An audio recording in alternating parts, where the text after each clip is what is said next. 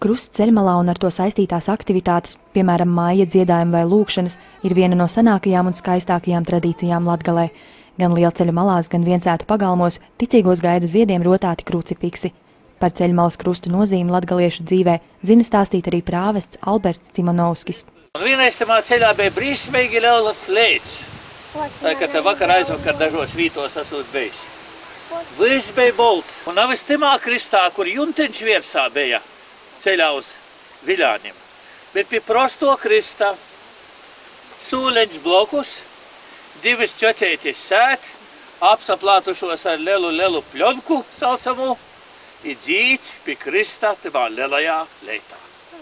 Un tad es sapratu, ka pagaidām cilvēki vēl ticēgi ir.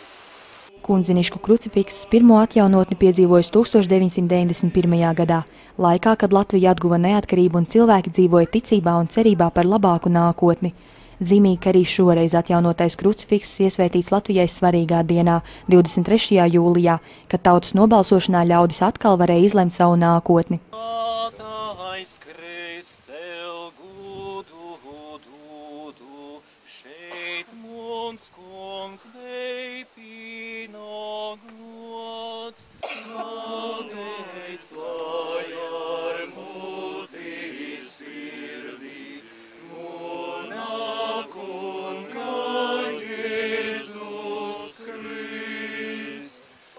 Ceļmalas krucifikss veidots arī kā iedzīvotāju vienotības simbols. Aglonas novadā jau vairāk nekā 2 gadus kopīgā teritorijā dzīvo 4 pagastu ļaudis, tomēr iedzīvotāji novada reformu uztvēruši drīzāk kā attālināšanos no centra, jo vienotības starp novada pagastiem nav jūtama vēl tagad.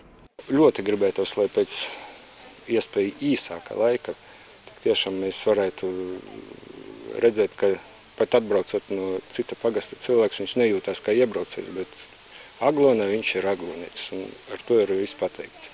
Un, protams, tādi darbi, kā šodien ir izdarīts, tā krucifiska atjaunošana. Tā cerība ir galvenais, lai mēs visi būtu vienoti un uzskatītu sevi par Aglonas novada iedzīvotājiem.